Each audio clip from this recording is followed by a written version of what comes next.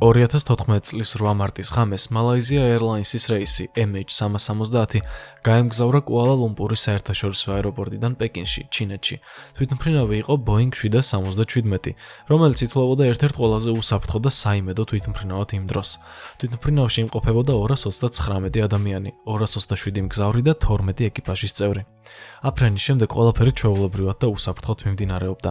თვითმფრინავმა მიაღწია სასურველ სიმაღლეს 10667 მეტრს. ფრენა ჩვეულებრივად მიდიოდა, მაგრამ დაახლოებით 1 საათის შემდეგ ყველაფერი უცაბედად შეიცვალა. დღეს ვეცდებით გაგაცნოთ ერთ-ერთი ყველაზე საიდუმლო და ამოხსნელი მოვლენა თანამედროვე ავიაციის ისტორიაში. ეს გახლავთ Malaysia Airlines-ის რეისი MH370-ის გაუჩინარების ამბავი. ამ ტრაგიკულმა მოვლენამ შოკში ჩააგდო მთელი მსოფლიო და მისი ძებნის პროცესი ერთ-ერთი ყველაზე ხანგრძლივი, რთული და მასშტაბური აღმოჩნდა. მოდი დეტალურად გავაანალიზოთ რა მოხდა იმ საბედისწერო ღამეს. რა ვიცით დღემდე და რა კითხვები რჩება პასუხგაუცემელი. ბოლო კომუნიკაცია ეკიპაჟსა და დისპეჩერს შორის საკმაოდ ჩვეულებრივი იყო. ეკიპაჟმა უპასუხა: ყველაფერი რიგზეა, მშვიდობიან ღამეს გისურვებთ. მაგრამ ცოტა ხანში თვითმფრინავმა მოულოდნელად შეცვალა კურსი და რადარებიდან გაქრა. ამ უკანასკნელმა კომუნიკაციამ არც დისპეჩერებს მისცა რაიმე მინიშნება იმის შესახებ, რომ არსებობდა პრობლემა ან საფრთხე. რაც ყველაზე უცნაურია, თვითმფრინავმა მოულოდნელად შეცვალა კურსი ჩრდილო-დასავლეთით და გაფრინდა სამხრეთ ინდოეთის ოკეანეში. რეისი MH370-ის გაუჩინარების შემდეგ მალაიზიის ავიაკომპანიამ მალევე გამოაცხადა Boeing 777 დაკარგულად.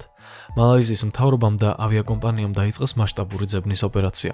ამ ოპერაციაში ჩართული იყო 26 ქვეყნის სხვადასხვა სამხედრო და სამოქალაქო რაზმი, რომლებიც ეძებდნენ თვითმფრინავს ინდოეთის ოკეანეში, სამხრეთ ჩინეთის ზღვაში და მალაკას სრუტეში. გაუჩინარებიდან რამდენიმე დღის შემდეგ სატელიტური კომუნიკაციების კომპანიამ გამოაცხადა, რომ მათ ჰქონდათ მონაცემები, რომლებიც მიუთითებდა იმაზე, რომ თვითმფრინავი სავარაუდოდ სამხრეთით წავიდა ინდოეთის ოკეანის ცარიელ ნაწილში. ინმარსატმა გააკეთა გეომეტრიული გამოთვლები, რომლებიც მიანიშნებდა იმაზე, რომ თვითმფრინავი სავარაუდოდ ჩავარდა ოკეანეში. ამის შემდეგ ძებნა მიმართული იქნა ინდოეთის ოკეანის სამხრეთ ნაწილში. მიუხედავად მრავალი წლის განმავლობაში გაგრძელებული ძიებისა, თვითმფრინავის მთავარი ნაწილი ვერ იქნა ნაპოვნი. თუმცა 2015 წელს ინდოეთის ოკეანის მახლობლად რეუნიონის კუნძულზე ნაპოვნი იქნა ფლაპერონი, თვითმფრინავის ნაწილი, რომელიც სავარაუდოდ MH370-ს ეკუთვნოდა. ეს აღმოჩენა მხოლოდ ზრდიდა ინტერესს და სპეკულაციას, მაგრამ თვითმფრინავის მთავარი ნარჩენები დღემდე არ არის ნაპოვნი. MH370-ის გაუჩინარება გახდა მრავალი თეორიის და სპეკულაციის წყარო. ზოგი ფიქრობდა, რომ ეს იყო მექანიკური გაუმართავობა, ზოგი კი მიიჩნევდა, რომ საქმე იყო გამიზნულ ქმედებაში. ზოგიერთმა თეორიამ, მათ შორის პილოტის თვითმკვლელობის აზრმა, ასევე მიიპყრო მედიის ყურადღება. მიუხედავად მრავალრიცხოვანი გამოკვლევებისა და დისკუსიებისა, გაუჩინარების რეალური მიზეზები დღემდე უცნობია. MH370-ის გაუჩინარებამ გამოიწვია მასშტაბური ცვლილებები საჰაერო ტრანსპორტის უსაფრთხოების სტანდარტებში. რამდენიმე საერთაშორისო ორგანიზაციამ რეკომენდაციები გააკეთა რეისების სავალდებულო თვალყურის დევნების შესახებ, რათა თავიდან იქნეს აცილებული მსგავსი გაუჩინარებები მომავალში. ეს ტრაგედია ასევე გახდა ფსიქოლოგიური ტრამვის წყარო მრავალი ოჯახისთვის, რომლებიც დღემდე ელოდებიან პასუხებს და სამართლიანობას. მიუხედავად ამისა, MH370-ის გაუჩინარება დარჩა ერთ-ერთი ყველაზე მისტიკური და ავიაციის ისტორიაში ყველაზე ამოუხსნელ მოვლენად. 1945 წლის 5 დეკემბერს მეორე მსოფლიო ომის დასრულებიდან სულ რამდენიმე თვე გავიდა, როდესაც ამერიკელმა მეზღვაურებმა თავიანთი ბოლო ფრენა განახორციელეს. მათი სასწავლო მისია ტრაგიკულად დასრულდა, როდესაც მთლიანი ფრენის ჯგუფი მოულოდნელად გაუჩინარდა ბერმუდის სამკუთხედში. მოდით დაუბრუნდეთ იმ დღეს და გავიგოთ თუ რა მოხდა რეალურად ფრენა 19-ის დროს. 1945 წლის 5 დეკემბერს პლანეტის ერთ-ერთი ყველაზე ცნობილი და საერთო ზღვის მონაკვეთი ბერმუდის სამკუთხედი გახდა 5 Avengers ტიპის თვითმფრინავის გაუჩინარების მიზეზი. თვითმფრინავები აფრინდნენ Fort Lauderdale-დან, ფლორიდადან. მათი მისია იყო რუტინული საჰაერო სწავლების შესრულება, რომელიც მოიცავდა მარშრუტს ფლორიდის სანაპიროზე. ავიაპილოტებს შორის იყვნენ გამოცდილი მეზღვაურები, რომლებმაც არაერთი ბრძოლის გამოცდილება მოიპოვეს მეორე მსოფლიო ომის პერიოდში. ჯგუფს ხელმძღვანელობდა ლეიტენანტი ჩარლზ ტეილორი, გამოცდილი მფრინავი, რომელსაც 2500-ზე მეტი საათი ჰქონდა გატარებული ფრენაში. ჯგუფის დანარჩენი პილოტები იყვნენ თანასწორი მზადების მქონე პირები. ყველაფერი როგორც ჩანს, ჩვეულებრივად მიმდინარეობდა, სანამ არ დაიწყო პრობლემები. ფრენის გეგმის მიხედვით მფრინავები უნდა გაფრენილიყვნენ აღმოსავლეთით 120 მილი, შემდეგ ჩრდილოეთით 73 მილი და ბოლოს სამხრეთ-დასავლეთით დაბრუნებულიყვნენ ბაზაზე. მაგრამ რამდენიმე საათში, როგორც ჩანაწერები აჩვენებს, რაღაც არასწორად წავიდა. პირველი პრობლემა გაჩნდა, როდესაც ლეიტენანტმა ტეილორმა აცნობა, რომ მათ ვერ შეძლეს თავიანთი პოზიციის დადგენა. ტეილორის თქმით, მათი კომპასები გაფუჭდა და ისინი არ იყვნენ დარწმუნებულნი თუ სად იმყოფებოდნენ. ამ შეტყობინებამ შეაშინა როგორც ეკიპაჟის, ასევე სანაპირო დაცვის გუნდი, რადგან ეს იყო პირველი მინიშნება, რომ რაღაც არასწორად მოხდა. ტეილორსა და სხვა პილოტებს შორის კომუნიკაცია უფრო და უფრო რთულდებოდა. ერთი პილოტი ამტკიცებდა, რომ ისინი ზუსტად იქ იყვნენ, სადაც უნდა ყოფილიყვნენ, მაგრამ ტეილორი არ ეთანხმებოდა.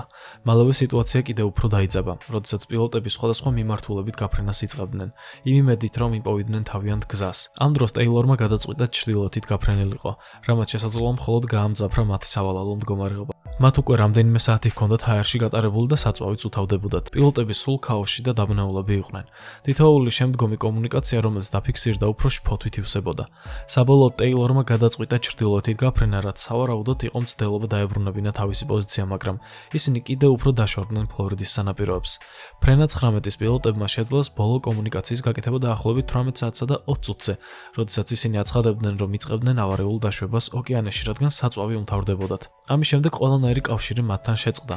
მათი ნარჩენები არ იქნა ნაპოვნი. თვითმფრინავების და ეკიპაჟის სრული გაუჩინარება ბერმუდის სამკუთხედში გახდა ერთ-ერთი ყველაზე საიდუმლო და აუხსნელი შემთხვევა. როდესაც ფრენა 19-ის შესახებ ცნობები გავრცელდა, ამერიკულმა სამხედროებმა ორგანიზება გაუწიეს მასშტაბურ სამძებრო და გადარჩენის ოპერაციას.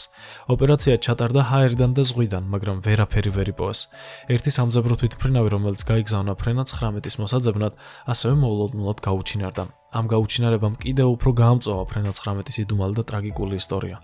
ფრენა 19-ის გაუჩინარებამ მრავალი თეორიის წარმოშობა გამოიწვია. ზოგიერთი თეორია გულისხმობდა იმას, რომ კომპასების გათიშვა გამოწვეული იყო ძლიერი ელექტრომაგნიტური დარღვევებით, რაც დაკავშირებული იყო ბერმუდის სამკუთხედთან.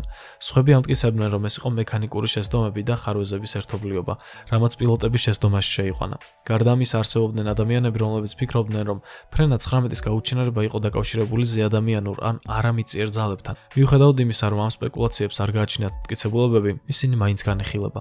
ფრენა 19-ის გაუჩინარება გახდა ბერმუდის სამკუთხედის ერთ-ერთი ყველაზე ცნობილი შემთხვევა.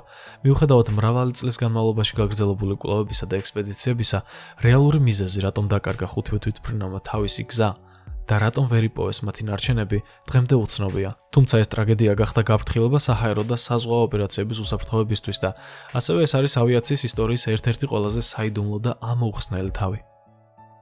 2009 წელს ფრანგული ავიახაზების თვითმფრინავი A330 რიო-დე-ჟანეიროდან პარიზისკენ მიემართებოდა. გზავრთა დიდ ნაწილს ევროპელი დამსვენებლები შეადგენდნენ, რომლებიც ბრაზილიური ვოიაჟიდან სახლში ბრუნდებოდნენ. ფრენა საკმაოდ ხანგრძლივი უნდა ყოფილიყო, მას შემდეგ რაც ბორტგამცველებლები მგზავრებს სადილით გაუმასპინძლდნენ, მგზავრებმა თვითმფრინავში ფილმების ყურება დაიწყეს. თითქოს ყველაფერი ჩვეულებისამებრ მიდიოდა, თუმცა ატლანტის ოკეანის თავზე თვითმფრინავი რადარებიდან გაქრა.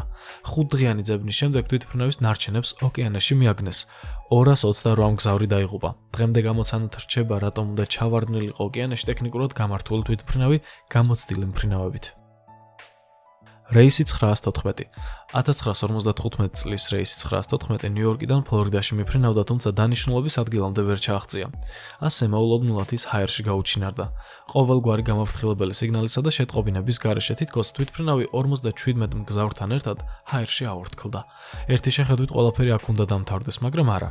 1992 წელს ამერიკულ გაზეთებში დაიწერა სამგზავრო თვითმფრინავის იდუმალი უბედური შემთხვევის შესახებ. 37 წელი გავიდა და თვითმფრინავი სხვა ქვეყნის აეროპორტში ნახეს. ამ საქმესთან დაკავშირებით ჯერ კიდევ არის დავები და ეს ყველაფერი ძალიან გავს მისტიკას. 1992 წელს დისპეჩერებმა დაინახეს ძველი მოდელის თვითმფრინავი, რომელიც წარმოებიდან ამოღებული იქნა 40 წლის წინ. დისპეჩერებმა მოახერხეს თვითმფრინავის მფრინავთან დაკავშირება და მან უთხრა, რომ მას მაიამიში ჩასვლა სჭირდებოდა. დაასახელა ფრენის განხორციელების თარიღი და წელი. მფრინავმა დაასახელა 1955 წელი. ყველას გაუკვირდა და უთხრეს, რომ ახლა 1992 წელი იყო. მფრინავი შეშინდა. 2 წუთზე მეტხანს იდგა და თქვა, რომ ის ტოვებდა აეროპორტს. მას გაუგზავნეს სახმელეთო ჯგუფი მოსალაპარაკებლად და დასახმარებლად. მფრინავმა ნერვიულად დაიწყო დოკუმენტებით სავსე საქაღალდის ფრიალი. ბოლოს ჩაკეტა თვითმფრინავის კარი და მალევე მფრინავი გაფრინდა. ინციდენტი შეისწავლა ვენესუელას სამოქალაქო ავიაციის სამინისტრომ. მათ შეისწავლეს დისპეჩერების ჩვენება და ჩაწერილი ფირი.